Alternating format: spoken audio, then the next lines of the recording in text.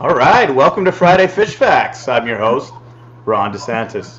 This week we've got your friendly fishmonger, Dan from DANS Fish. Dan, hello, welcome. Thank you for joining us today. Hey everybody, good to be here. We've got some people slowly coming in, so it's nice to see everyone over in the chat there. We're going to have questions for Dan. So if you folks have some questions, please feel free to ask them. I'm going to ask Dan some questions as well. So let's just get right into it, Dan. What do you say? All right, bring it on. All right, you're living the dream of a lot of hobbyists. What pushed you to quit your job and say, that's it, this is what I'm going to do full time? You know how Peck Tech always says follow your bliss? Yeah? That was it. So I've been doing this for a long time, and it's always been something that was a hobby. Yeah. And I built this fish room to breed stuff, kind of in quantity because that's fun for me. But with the job, I couldn't really do that. And I just started wanting to be here more than I wanted to be there. Now, it's weird because I had what was a lot of people's dream job. So You're a science teacher? I was a tenured professor in theater. Oh, theater. It was theater. Yeah, I grew up on stage. And so there's so many people that yearn to do that. And out of the thousands and thousands of people that graduate with theater degrees every year, there's a very small percentage that actually are successful and are able to do it for a living. And so I had a dream job already, and I thought it was my dream job. But then after I did it for a while, I was like, no, I don't think this is my dream job. But I spent 10 years in college to get it. Oh, man. I'm looking over to the chat here for a second. Sorry, Dan. I see Dan's fish is low. Audio is low on Dan. Dan, your mic. How's that? Is that better? I just cranked it up quite a bit. It has an effect on it. Well, maybe I need to let me put these headphones on just in case. Okay, let's see. Just in case I'm causing any kind of reverb. Just a sec, folks. Untangle. Well, Dan's fixing his audio. Well, I think I sound a little funny now. Low as in bass. Okay, so that's what we heard.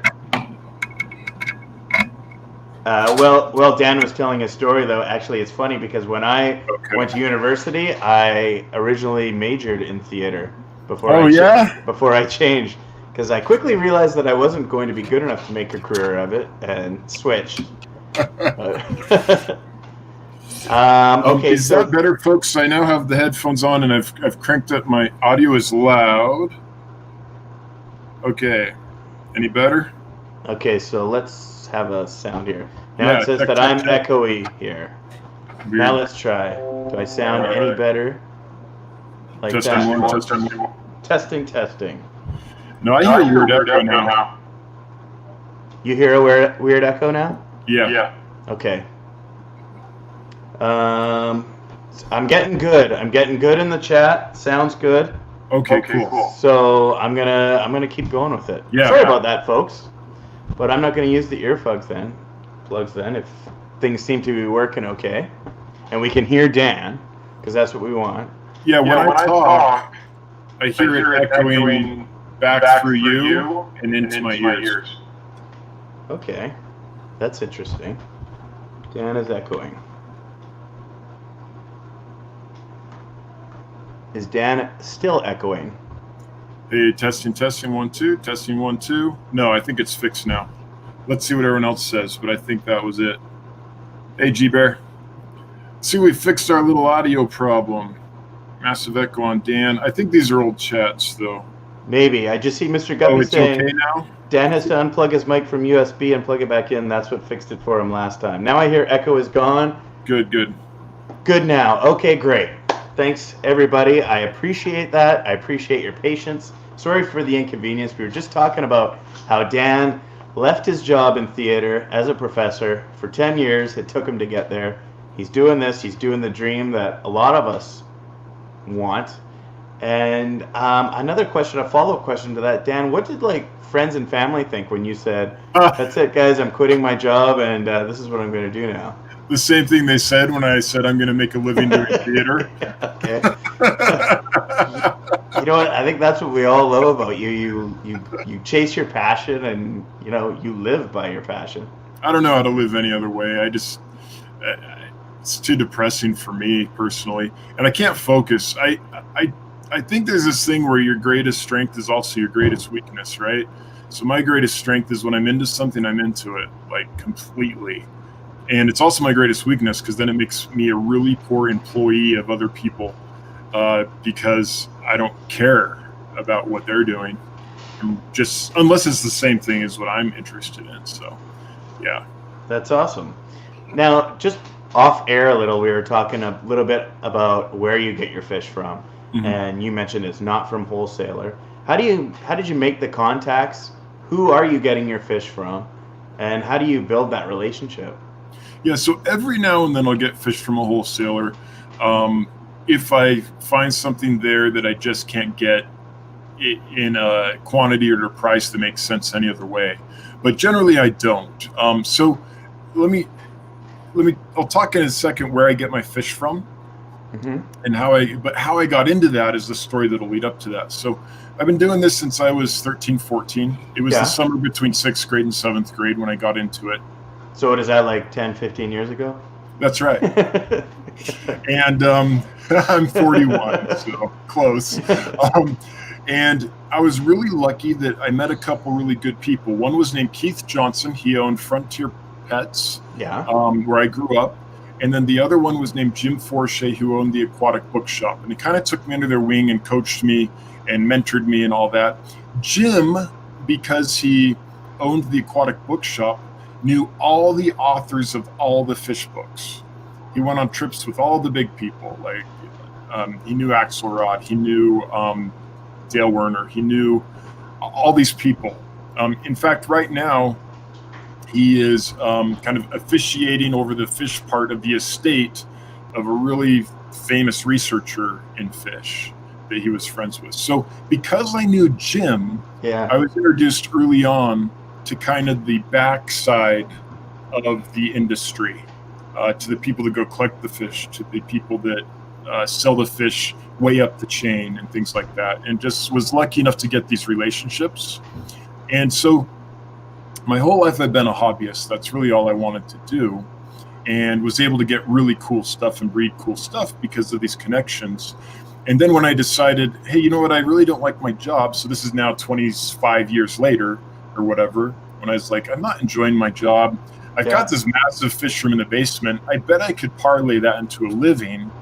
I still had all these contacts. So I'm able to work that network to get my fish. So generally where I get my fish is not from a wholesaler, although every now and then I'll buy from a wholesaler, and generally not with the transshipper unless I set that up specifically.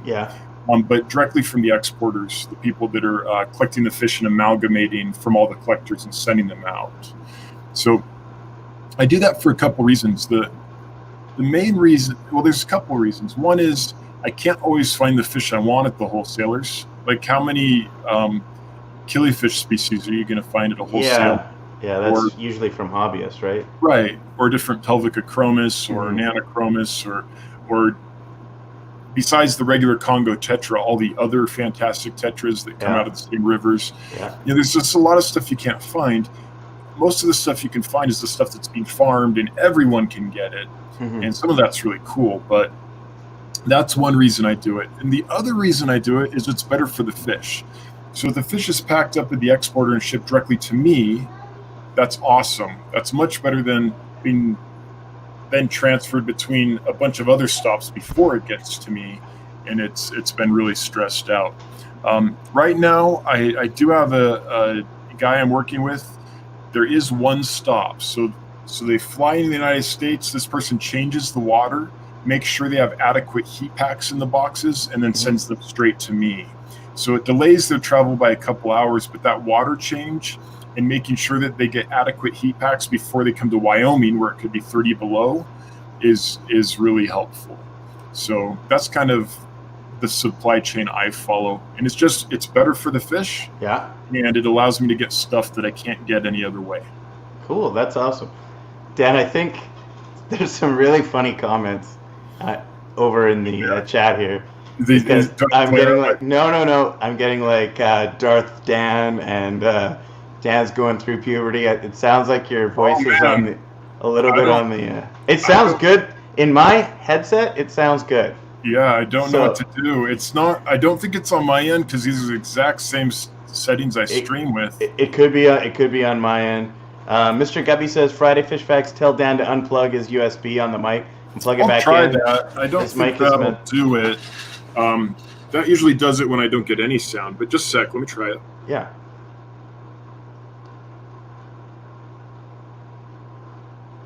Now I don't hear you at all. How's that? There we go. Now I hear you. Let's see if that's better. I doubt it, though. I think it's something going through... It could be through the StreamYard. Yeah. It could be. I mean, we were fine last week, but you never know, right? No, you sound funky. Do I? well, hopefully it sounds okay to the folks out there. Oh, it's fixed, said Mr. Guppy. Yeah. Hey, that's way better. There you go. Mr. Guppy, thank you very much. Yeah. He sucked in helium and he's back to normal, says KG Cichlids there. How is it now? Does it sound good? No, I'm joking. I did that on purpose. Perfect. So, your fish room, Dan, you did a video, I think one that a lot of people appreciate, and that was how much your fish room cost. Oh, right. Not even counting your fish or anything like that, and it was around 38 grand as far as I remember. Yeah, just around 40 grand, yeah. Yeah. How did you, I mean, I'm guessing that the theater experience, maybe you have some stagecraft experience, and that's what helps you build things like racks and stuff like that. But 6 or 7 fish rooms, I believe you said you've made before. How long was the planning to build the current fish room that you have? Oh, I don't remember, but it was a long time. It might have been as much as a year. Not that I needed that long to plan it, but because that's how long it took from the time I started thinking about it to the time I had finished saving the funds to make it happen. But there was a lot of messing around. I kind of knew the system I wanted, but there was a lot of messing around with just in the space itself. Mm-hmm. That whole thing we want to do I put tanks on end so I can get more of them in? No, I hate that. I want to see the fish. I'm like that too. I don't like them on end. I get it. I get putting them on end, but I want to see them too. I've done that a lot. When breeding is the primary focus, a lot of times you do that because then you can get, you need a lot of space for fry. Yeah. But what I always found was I'd pay less attention to the fish just because I couldn't see them as well. And so I did a lot of just Jenga, just trying to figure out the most efficient way to put aquariums in here, the best size tanks to put in here, and the best configuration, while still maintaining space to work in. I want that height above each tank. I want that clearance. I want wide aisles to go down because I've made all the mistakes of cramming stuff in so much that it was just hell to work in. And so it was basically a lot of Jenga trying to figure out how to manipulate the space. And then the other thing that took a lot of time was researching products, like what's the most efficient furnace versus the cheapest furnace, and how long does it take running an inefficient furnace before it would have been cheaper to buy a more efficient furnace or things like that. I'm an HVAC guy. That's what I do for a living. Okay, yeah. So I have an HRV put in too. Yeah, I saw that too. I'm like, wow, that's impressive. Yeah, I had to do a lot of research on what's the best brand, how do I balance it, and how much airflow do I need. So, like, I had never had an HRV before, and so I don't think many people have. Oh, anyone that can do it, you should. Yeah, it keeps it fresh. It keeps, like, when it's not running, like if I shut it down to do maintenance on it or something like that, just within a few hours, it starts to smell down here. Wow. Just because of all the humidity that builds up and everything. But while it's running, you could walk into my fish room or into a living room and it smells the same and feels the same. It's pretty awesome. So, like, you started with the floor. So what did you have fish tanks in another part of the house before? Or did you have no fish for a little while? Yeah, so I had fish tanks down in the basement. Yeah. And the basement was divided into little rooms. There was a Yeah. laundry room and a bathroom and a pantry and a bedroom and a kind of common room area, storage space. Yeah. And so for a while, I didn't have any fish. I sold off all the fish. I tore down the entire system, got it out, tore out all the walls until I just had a blank box to start with. Oh, okay. What would you say your biggest challenge has been with your business? Scaling, Yeah. like figuring out. So I have an end goal in mind, and it is a large warehouse where I can do this at a larger scale. Oh, so you want to move it out of your house? Yeah.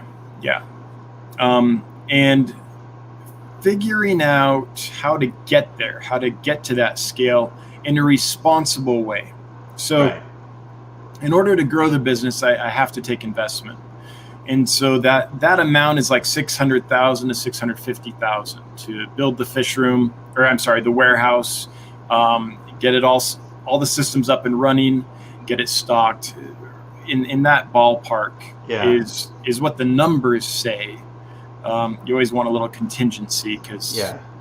But so how do I get from a guy that has some tanks in his basement to that? And how do I do that in a way where it's safest for the investors and good for the business and what I'm trying to accomplish? So figuring that out has been an interesting ride. So taken a lot of business courses, paid a lot of attention to the startup world because I'm not a tech startup, but a lot of the tools and techniques they use and a lot of the data they collect to monitor how they're doing and where they can go from there and stuff has been invaluable. So I think that's been the biggest learning curve because I know fish and I've known fish for a long time. Yeah. But just as a hobby, taking that and deciding how do you make this successful and scalable has been a whole different thing. Thank you very much from Bob Kaler Aquatics. Hey, Bob. $10 super chat. He says, awesome guest. That's true. And actually, you know what? I often see like on the Facebook groups, people say, what's your favorite YouTube? Who would you support? And DANS Fish is out of all the YouTube channels that are not giant, DANS Fish is mentioned most often. I don't know if that's awesome to hear. I don't know if you've ever thought about doing membership if your channel qualified for that, but I know you would get support. Everyone always says, and I even I had Ryan on last week, and I was saying, and I chat with Ryan all the time, and when I told him you were coming on this week, he said, "Whoa, nice guy." So cool. I'm very happy to have you on, and I got another super chat here from Moonstone. Thank you for the great stream subject. Thank you very much. I really appreciate that. Let's make it rain for Ron, folks. So how did you start Get Gills? Oh, okay. Out of frustration. And here is Get Gills. Let's just kind of go through it here for a second here as I get on here. Hopefully you can still see me. It's an easy website to use here. So, you scroll through, you see what you want to buy. There's a lot of other YouTubers that are on here as well. There's some stores that are on here. You can search what you want to get, kind of like that. So, yeah, anyway. Yeah. So I started it out of frustration. Do you know that song? Born of Frustration. Anyway, that was my theme song. And what it was I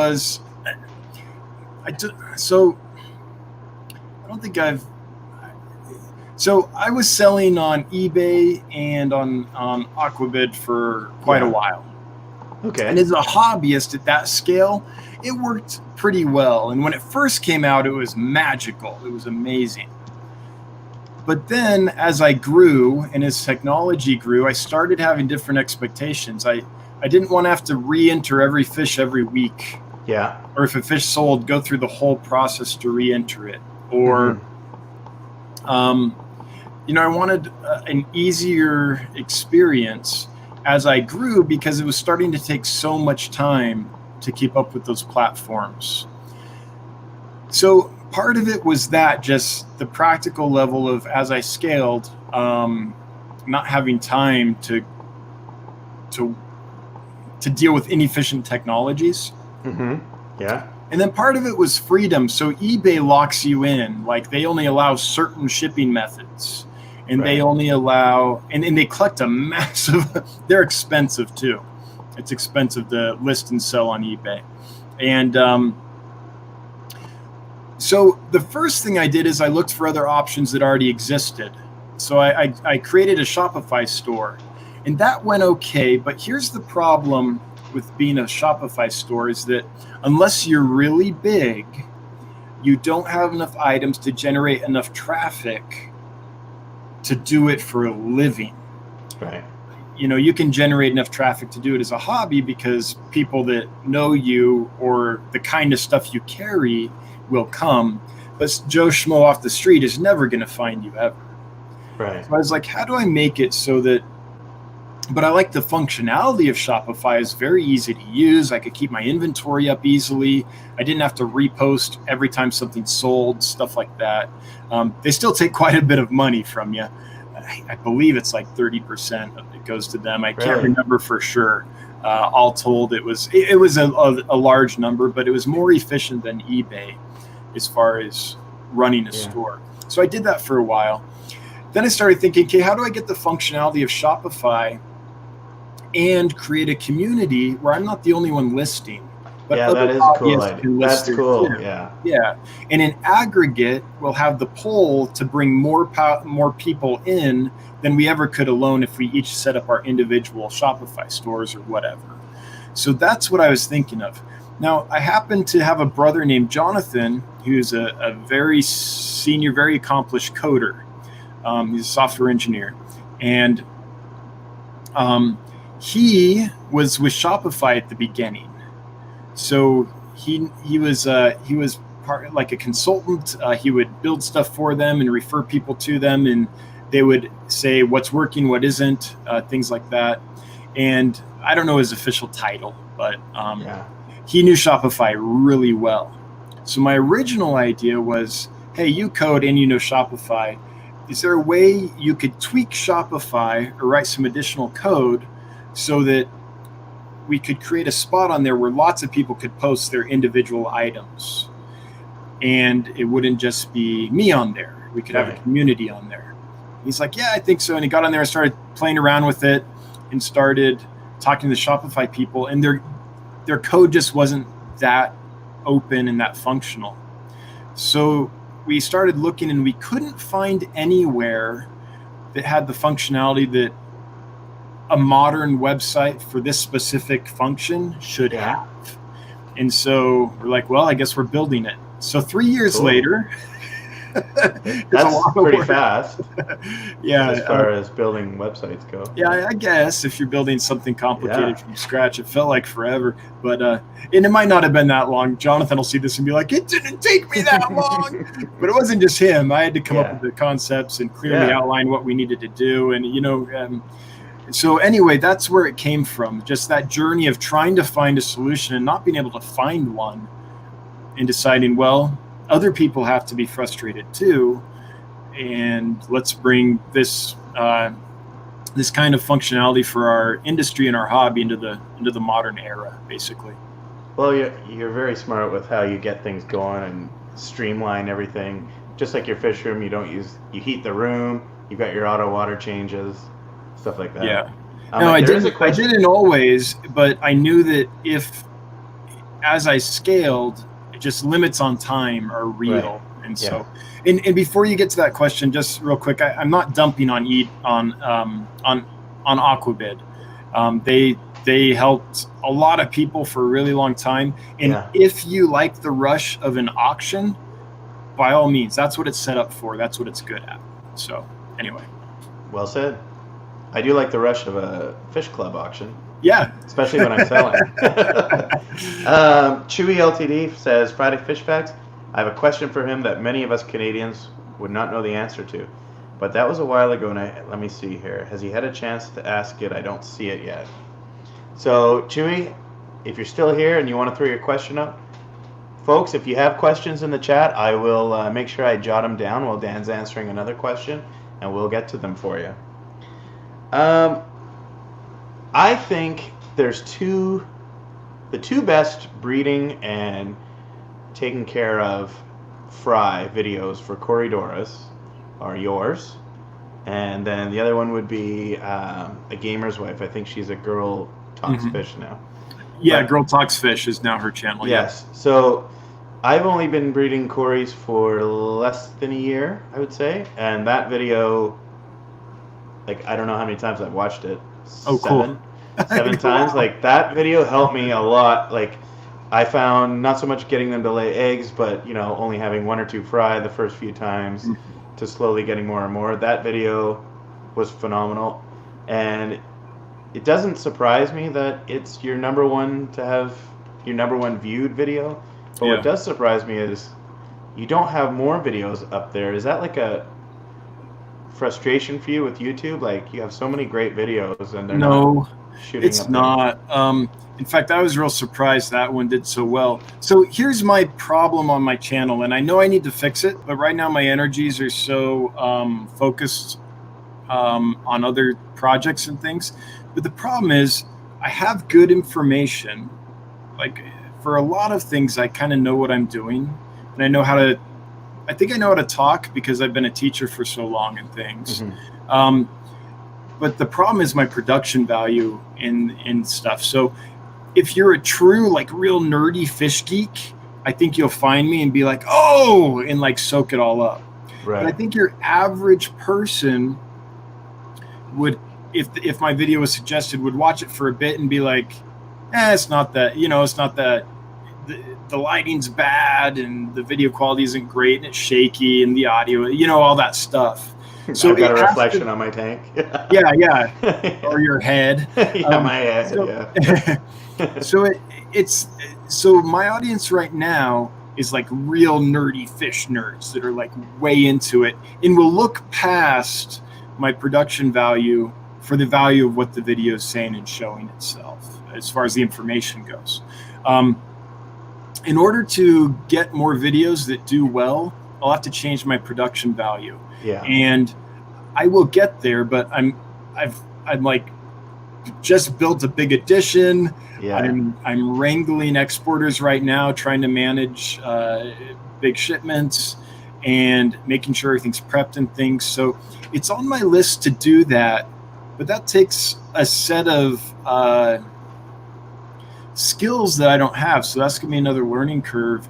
And the way this room is set up, it's glary. It's meant to be a functional facility, not a studio.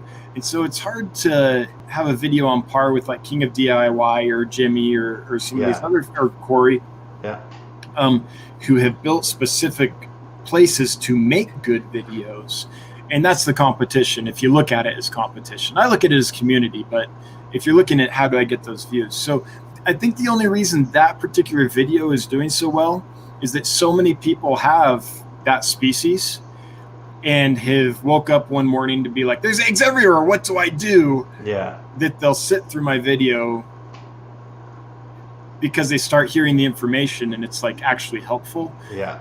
Not because it looks good or sounds good. And you're not just sitting there talking about it, you're showing people do it. Yeah. So I know that's an issue with my channel and its growth, and I know it needs to be addressed and I want to address it. But it's like I'm one guy with only so much time and so much knowledge. I get it. Hey, I get it.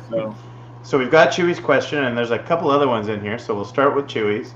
With Canada's only killifish being endangered in Canada, would Dan like to keep that fish for us Canadians that we cannot keep them, the banned killifish, to teach us? Is that Seminolensis, Fundulus seminolensis? Let me look here. I'm just curious. Fundulus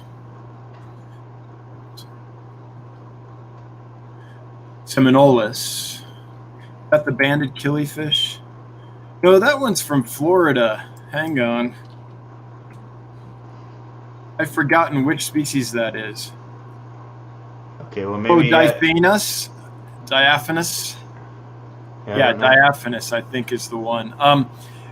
I don't know. The problem with keeping some of those native species that are that far north is temperature. Yeah. And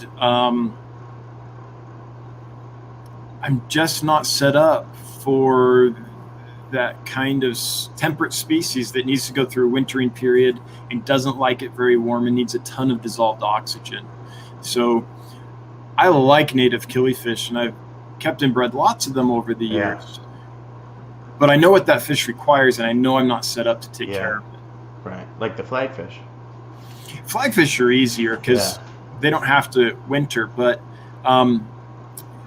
there's a lot of our native species that, especially the further north you go, but darters are the same thing, and lots of species that simply won't breed unless they go through a cooling period. Right. It's simulating the winter, and then when it warms back up, they're all primed to breed. And then there's a bunch where if the temperature gets too high, they just don't do well. They stress out. They need more oxygen than you can provide and things like that. So unfortunately, that killifish, the diaphanous, falls in that category. So I don't think I could do that. That would almost need to be like a trout hatchery situation. Scott Backer says, being newish to fish keeping and not very knowledgeable, I enjoy Dan's videos. So I guess him calling me a fish nerd is a compliment. Oh yeah, it's a badge of honor. It's a great like community that we have. And Ginger Graves gave me a $5 super chat. Thank you very much, Ginger. Fish nerd. I mean, it's a great community. We're very accepting. You can be who you are without worrying about anything. Yeah, all we care about is fish. So if you're into fish, you're in the club, man. And fish nerd is a compliment. Fish geek, fish nerd. Yeah, they all are. That's not a pejorative in any way. Okay, I'm drinking out of my Harry Potter mug right now too. Cheers. I'm also a Harry Potter nerd. Okay, Gary Duncan's got a question. Are carry tetras too small to put with large angelfish?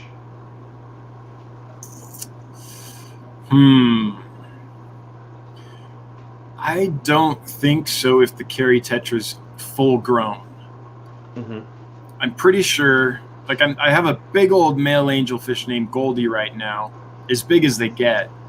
And I'm picturing their mouth size, and yeah, I don't think they could take down a full-grown carry tetra.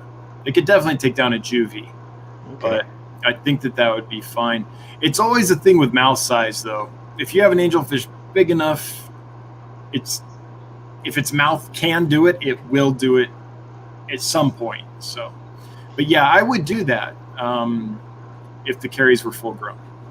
Leon says that he came to this chat because of Dan. Never heard of Triple F before, just sub. Thank you very much. I appreciate that. Dan, what's the most difficult fish that you, or at least take the most pride in, that you've ever bred?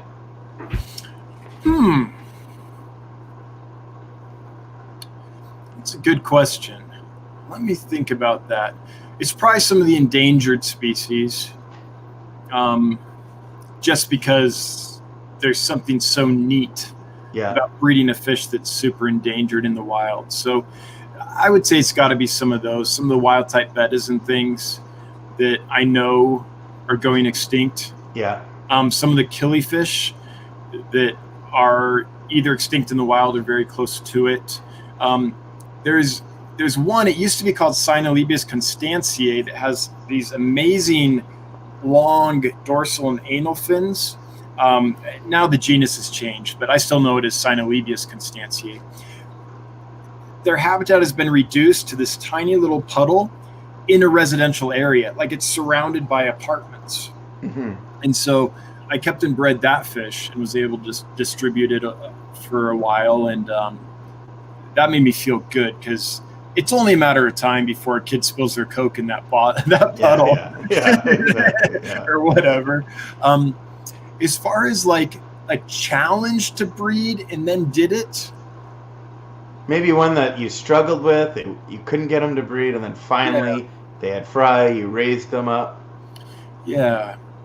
I think that's probably got to be orange throat darters. Oh, cool. And it's not because orange throat darters are difficult to breed. It's because you usually don't have the ability to give them what they need to make that happen, the overwintering triggers and all that.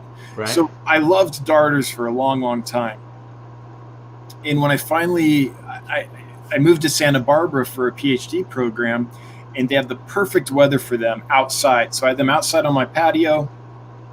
I was able to get some I overwintered them. Spring came and they just went for it. And that was so cool because before I had only been able to keep darters because they were in indoor fish rooms that didn't have the right stimulus. Yeah. So that was really cool. So as I walk into the door of your fish room, I turn left, I walk past your 125, your 100 gallon, I go to the end, I turn right, go down the row with your 30 gallon breeders, your 5.5s. Oh, yeah. Very end on the right hand side, you've got your live food. What would you say is the best live food? If there could only ever be one live food that I use for the rest of my life, it would be brine shrimp, baby brine shrimp. And that's a cop-out answer because I'm not culturing them. I'm just hatching them and feeding them.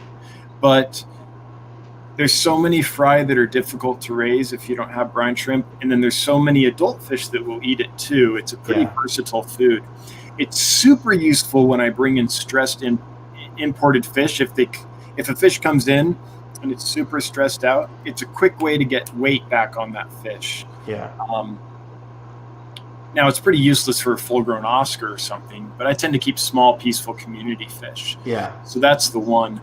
As far as culturing a food, if the focus, if the focus is breeding, it'd probably be microworms. Yeah. Same kind of thing. Yeah. And if it wasn't, I'm torn between fruit flies and scuds. I like fruit flies. I know you like your scuds too, yeah. Scuds are so useful for cleaning algae. So I think I would go with scuds because anytime I've got a plant that's just totally infested with algae, I can take it out of its tank, put it in the scud tank. In a couple days, it's clean and ready to go back. So it's probably that. You've got a lot of rare and exotic fish, different killies, apistos, geos. Are they hard to get? And when you do get them, are they difficult to move? Some are hard to get, some aren't. Yeah. So based on the sources I have, there are some sources that I can pretty steadily get certain fish from that are generally considered rare or difficult in the hobby. It doesn't mean I always do, just because a minimum order is like many thousands of fish to make an import feasible. But no, I don't. As long as there's some color to them, they're not usually really difficult to move. There are a lot of really rare killifish that I would love to bring in and spread out for conservation and things like that. Yeah. However, lots of killifish are really beautiful, but a lot of them aren't. And the ones that aren't, I just know I couldn't move. They would not move. You got to be diehard. We have a killie club here, so like the diehards would be wanting those fish, but that's a small percentage of people. And they generally already have access to them. Yeah. If you're in the AKA, then you have relationships with the BK, the British Killifish Association, and the German guys and all that. It's this big worldwide network. Yeah. And if you're a true nerdy killifish hobbyist, you can usually get what you're looking for. Someone trying to run it as a business and get them out beyond just that select group of people, a lot of them just aren't feasible. So, I got a question here, another one from Chewy. He's saying that I should ask you to come up and talk at our aquarium society. You thought about coming up to Canada. I don't know if you know I'm in Vancouver, so if you're ever in Vancouver, thinking about coming to Vancouver, I do like speaking at clubs. I'm happy to do it. So if a club wants to have me, I'm happy to go. Yeah. Right on. Mr. Guppy says, any plans for Dan to move into selling more plants? No. So there's lots of things that I could expand into, and maybe in the future. But my whole business strategy right now is try to do one thing and do it so well that people want to do it with me. Right.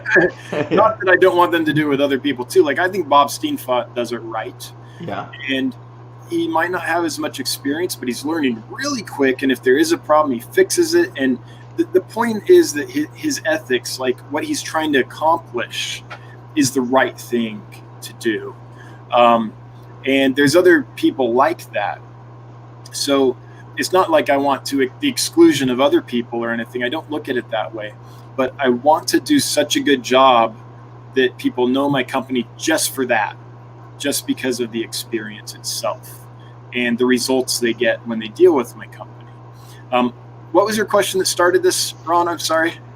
This was gonna make sense in a second. It all makes sense. Of course it makes sense.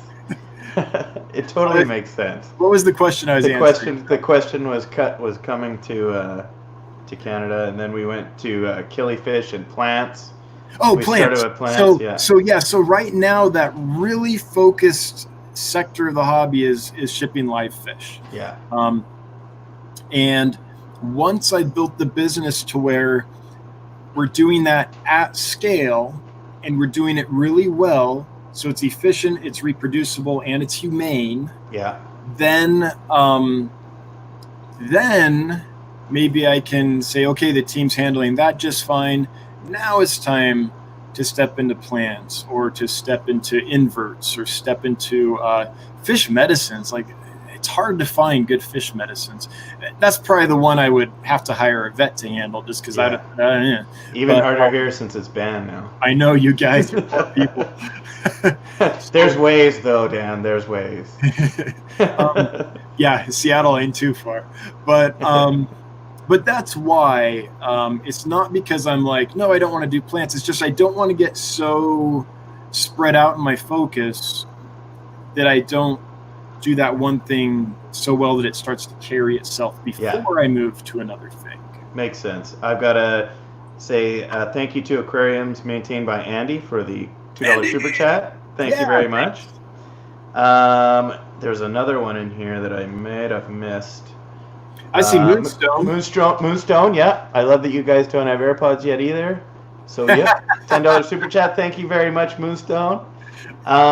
There was a couple questions about scuds in here. One was about, and I don't see it right now, but I know it was in here. One was about, do they eat hair algae? One was about, do they eat seed shrimp? I don't know if they eat seed shrimp or not, but I definitely have seed shrimp in the colonies with them. I mean, by seed shrimp, I mean ostracods. I assume that's what they mean. Yeah. So I don't know if they eat them or not, but they definitely outcompete them. I don't see the ostracod population booming unless I harvest so many scuds that there's not as much competition. So I don't think they're eating them. I think they're probably just outcompeting them or something like that. And then they eat every kind of algae you could imagine. They even eat blue-green algae. They'll eat cyanobacteria and stuff. So I haven't met a kind of pest algae type thing that they wouldn't eat. Maybe there is one, but I haven't seen it. The only one that, I guess that's not true. The one that they don't eat is green water. So any free floating algae that's really small, they don't eat because they graze on surfaces. They're a benthic feeder. So any kind of benthic algae or something they can land on and attach to and start chewing on, they will eat. That's, yeah. I got another super chat here. Sorry. I'm going to get to that in one sec here. Danikin Aquatics, $10 super chat. Thank you very much. When you want to go to Seattle for a drink, maybe this time we can get a bartender. AGA memories, Friday Fish Fat. Keep doing what you're doing. Thanks very much. AGA was a great time. I loved a lot of video. cool people. Actually, I met a couple of people in this chat when I was at AGA. I met Jimmy, who I saw here. Bob's in here, and I met him there. That was pretty cool too. Danikin, there was a video done of their fish room. Did LRB do it? I can't remember who did it, but I loved it, man. Yeah. I like your fish. It's more like a fish house. It is a fish house. It was pretty cool. Dragon Layer's got a question here. Tell Dan what I said about the rainbow darters. Going in May to collect some. Does he want me to send him some to breed? Oh, I would like to. Unfortunately, now that I don't live in a kind of nice temperate place where I can keep them outside and stuff, the way I have the facility set up now, I wouldn't breed them just because I don't have other species that need to overwinter. And so I keep the fish room warm year round. I appreciate that, though. I love rainbow darters. but I'm not set up for them right now. Sand Creek Aquatic says you missed mine. It's all about customer service. I believe he said something about you can buy fish anywhere. It's all about the customer service. That's why we love you, Dan. I appreciate that. I have a weird philosophy. Customer service, yes, but actually that's not the most important thing, I don't think. I think fish first is the most important thing. If you focus on the fish and what's good for the fish is going to be good for the customer because they're going to end up having long-term success. So, yeah, I'm pretty responsive to emails and taking care of you. If you have a loss, I don't like put you through the rigmarole. I just refund you and a portion of the shipping and all that. But my philosophy actually is not customers first. It's fish first. Because I believe if the customer ends up getting healthy fish, that will make a difference. So. What fish have you never had before, Dan, that you would like to have? Betta macrostoma. And what is your favorite fish? Funnelopanchax gardneri. So, Betta macrostoma is just one. I'm doing this import from Indonesia, and I'm so tempted to bring some in. It's a price thing, though. If I spend $1,000 on one group of fish, and they don't do well, I just lost the business. $1,000 plus the tank space, plus the meds, plus the time, plus the shipping, and I'm fairly confident with wild type bettas. I've just got this idea in the back of my head that macrostoma are hard. I know they're probably not harder than other types, but so that's one. Funnelopanchax is my favorite because it was the first egg layer that I ever bred and raised successfully. I've had them with me pretty much constantly for the last 27 years, give or take little periods where I didn't. There's so many different locations. You can get lots of different color patterns and variation. And they're just hardy, they're prolific, and they're beautiful. And I don't love them. It's if you're going to start with killifish, gardneri are a great one to start with. Yeah, I think that was the first one I ever had, was gardneri. And then I haven't had many. Clown killies, and then I got the flagfish. That's it. Yep. Yeah. Chewy's got another question. Is there any way of finding out from the North American Native Fish Association about endangered species of other fish? Yeah. I mean, if you're not a member of NANFA, then join up. And you'll get not only Currents, which is their bi-monthly newsletter, which has great information in it. Also on their website, there's tons of articles that anyone can access. But if you're a member, you get access to the roster, and you can actually message people and be like, I'm looking for this fish, or someone who knows about this fish. I'm either looking for it because I want to keep and breed it, or I'm looking for it because I want to do research on it and maybe write a paper on it or learn about it. And before too long, there's someone who is studying every kind of native fish in the United States, and I assume Canada. And before long, you'll find that person and be able to get the information you seek. Vinoski Tank says the ugliest fish that you want to have. So there's this really cool, super ugly fish. It used to be called Rivulus marmoratus. It's a killifish. Now it's called, I don't remember the new genus. Critolebius, something like that. But marmoratus is the species name. It's a hermaphrodite. It breeds with itself, and it's this ugly little dart. It's almost a salamander. It lives in like damp leaf litter, and it'll crawl up into rotting like driftwood that's just damp and live there. It's a really interesting, really funky fish. And there's nothing beautiful about it, but it's so unique that I've had them in the past. I probably won't get them because they like a hard alkaline water. Sometimes they live in really salty water. So I probably can't have them in my current situation. But they're just a neat fish. Gary Duncan saying, Triple F, what's your favorite fish? Clown loach. After that, as a group, plecos, they're close to overtaking the clown loach, but I don't know if they ever will.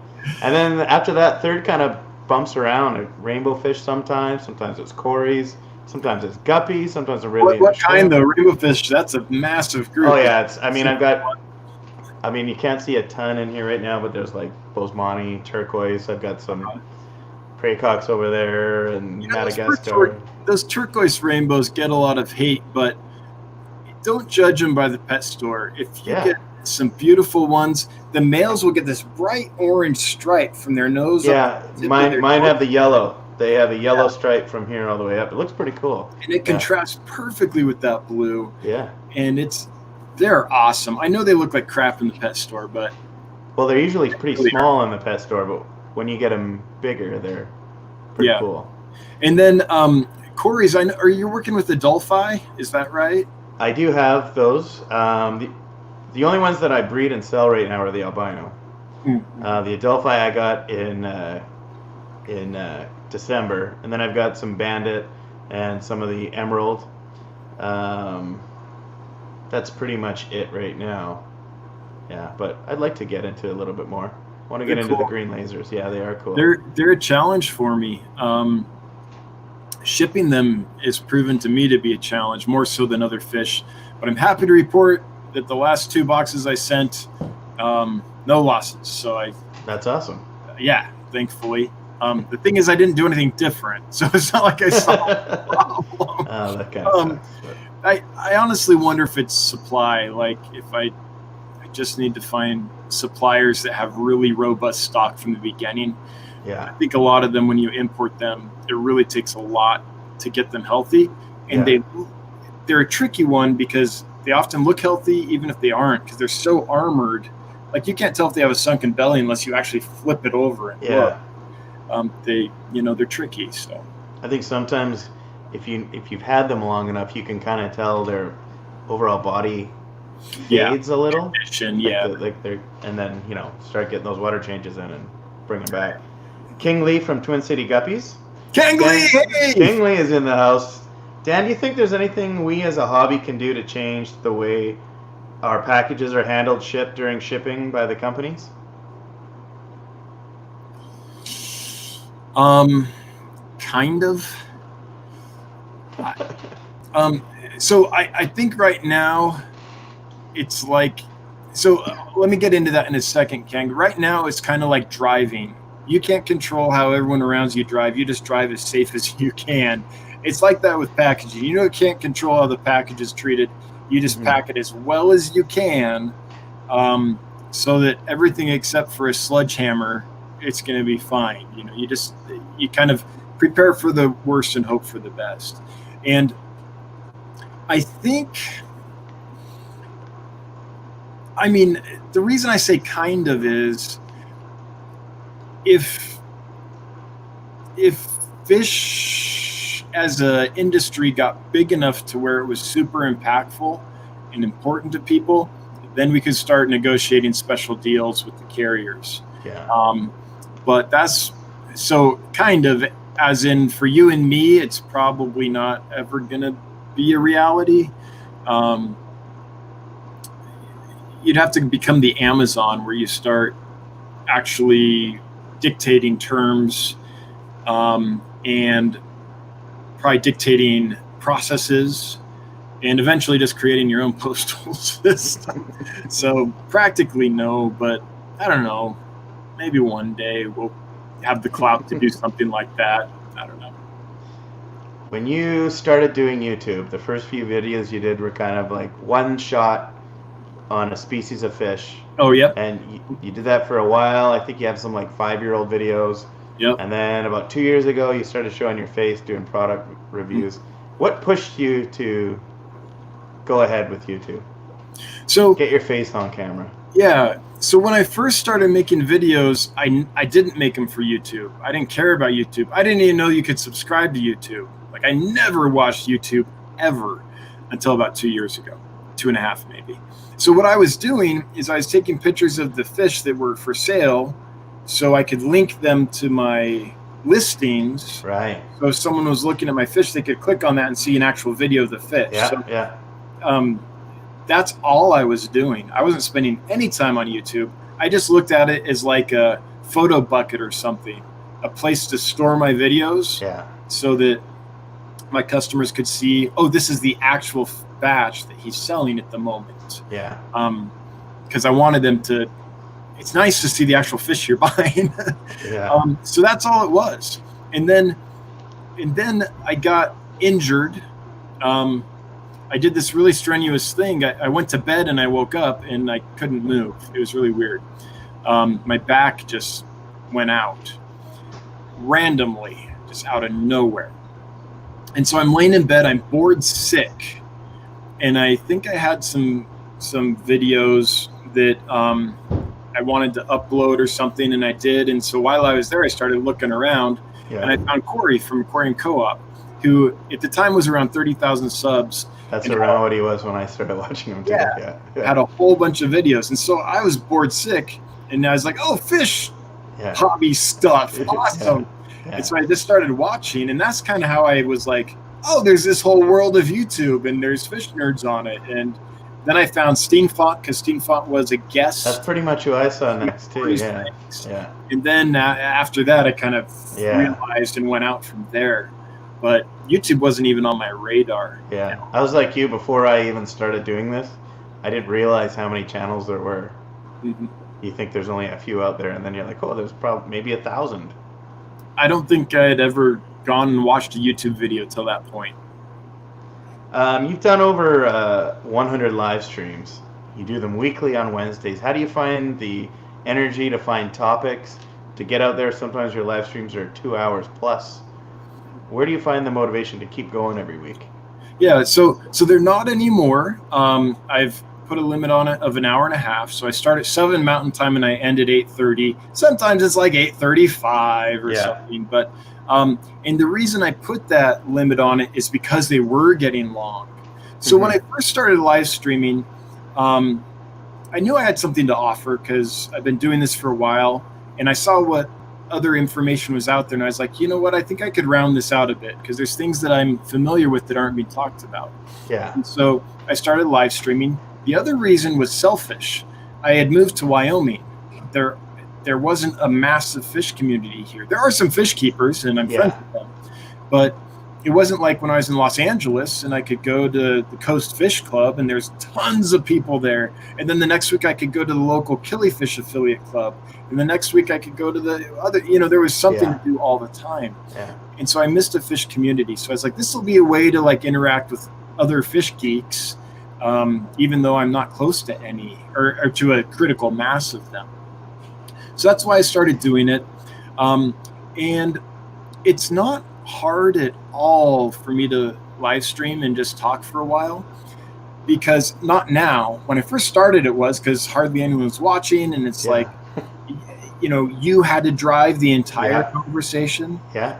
But now it's grown to the point where the community that shows up for that has questions and has comments, and they kind of know what I'm doing and the kind of experience I have, and so they ask questions usually that I can actually add value to. And so I start and I generally say, here's what's gone on this week. Here's how successful shipping was. Here's where we're at with the new facility. Here's what we're bringing in. Here's where we're at in that process, all that stuff. And I'll do that for, 15 minutes to half an hour-ish. And then it's just answering questions and comments. And it's at the point now where I can't get to all the questions and comments by the end of the stream. I have to cut it off, and we're still not done. Yeah. So now it's a lot easier than it was, but it's because of the awesome community that shows up and helps to drive it. And they're what inspire me. Just that interaction that I miss so much from being surrounded by so many fish clubs when I lived in Los Angeles.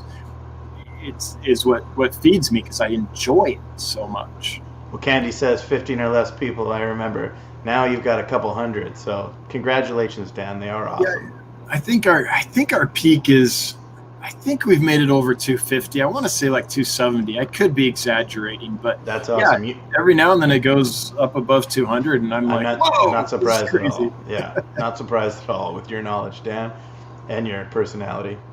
Last week we had a topic on breeding fish for profit. If there's one fish you could breed for profit, Dan, what would you say? What would you tell people you recommend? Yeah, so Probably blue Gularis. Really? Probably. It could be a different, like a Fundulopanchax emiati, which is another really pretty killifish. Yeah.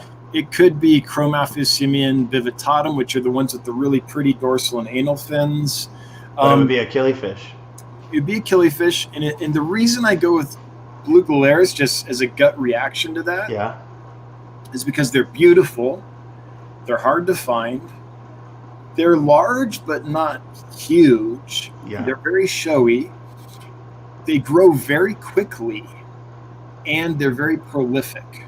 So if you had a breeding setup and you had 10 females and 10 males, you could probably churn out 500 to 1,000 babies easy on a weekly basis. And so that's a fish that's hard to find, that people want, and that wholesalers are willing to pay a pretty penny for, and can go with a lot of different species. They're peaceful fish. As long as they can't fit anything in their mouth, they'll generally be fine with it. So as long as something's not picking on their fins and isn't so small that they can't eat it, they're generally a pretty cool fish. So that's the one that pops in my head.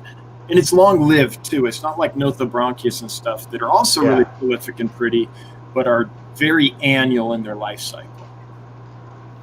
Candy says she needs to breed those fish. They're amazing, and they're not difficult once you crack the code with them. And the code isn't getting them to breed. They'll breed and be super prolific. The code is how you get the eggs to survive, kind of like your albino cory. Yeah.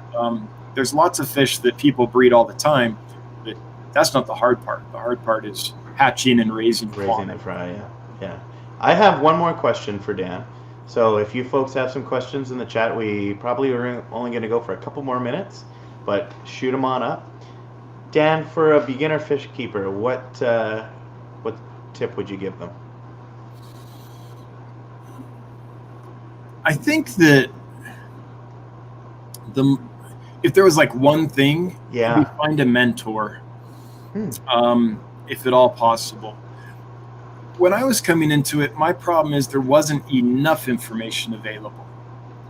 Until I found Jim in the Aquatic Bookshop, and then I had access to every book published ever. But you're talking about the early 90s, right?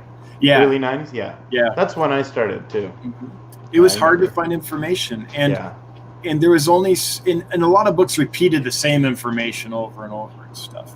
Now the problem is there's too much information, and you don't know what's BS and what is actually valuable.